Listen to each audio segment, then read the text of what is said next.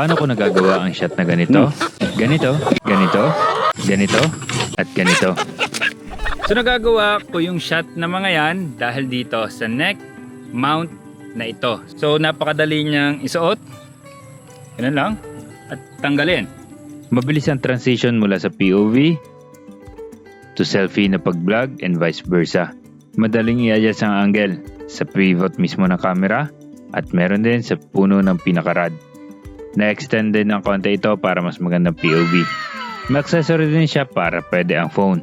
Yep, sa mga vloggers na naka-cellphone o iPhone, pwede kasi kasama sa package siyang holder. Madali ring i-adjust mula horizontal papunta sa portrait. Ang nagustuhan kong isa dito, compared sa ibang mga neck mount, napakamura lang nito. At nakikita mo real time ang shot ng camera mo dahil medyo naka-extend siya. Sa mga beginner at seasoned vlogger, para sa POV shot, nasa comment ang link.